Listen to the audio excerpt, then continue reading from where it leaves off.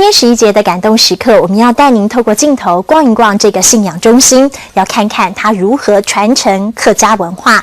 这是在屏东高树乡的感化堂，除了能够拜神祈福之外，这里也会开设讲堂。而特别的是，它是用客家话宣扬儒家思想。事实上呢，为了要让上课更有趣，感化堂还搜集了700多句的客家谚语来教学。另外呢，还跟学校合作，把谚语变成教材，要这么一直传承下去。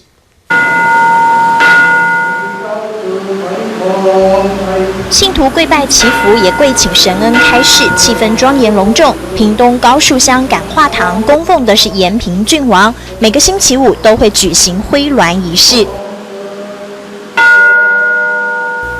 基笔挥銮，口中一字一句念出基文，再由堂主抄写下来。这些基文大多都是教人向善的儒家义理，只是信众大多都没有读过书，不懂其中含义，所以召集大家讲解基文。善惡科因無差點，免得後來也科看。堂主全程用客家话宣传儒家学说，兄友弟恭，父慈子孝，借由信仰中心进行讲课，只是要让大家更能够听得懂，连客家谚语都派上用场。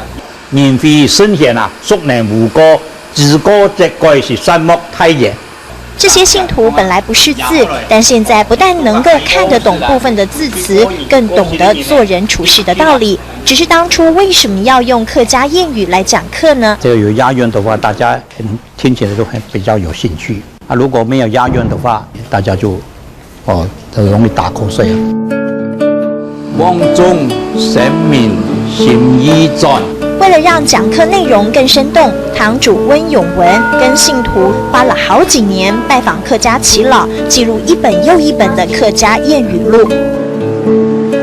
总共700多句的客家谚语，用手抄写，还用注音标成客语。而这些客家谚语代表的含义是什么，也有解释清楚说明。这都是客家文化的无价之宝。你讲话，点个为主嘛，主嘛不是行。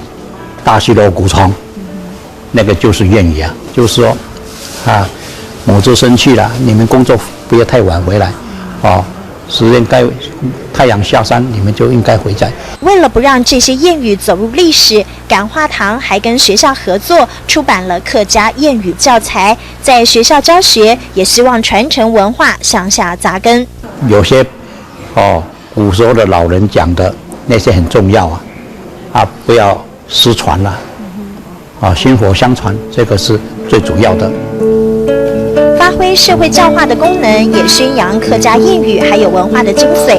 感化堂从高树乡的信仰中心演变成了传承客家文化的聚集地。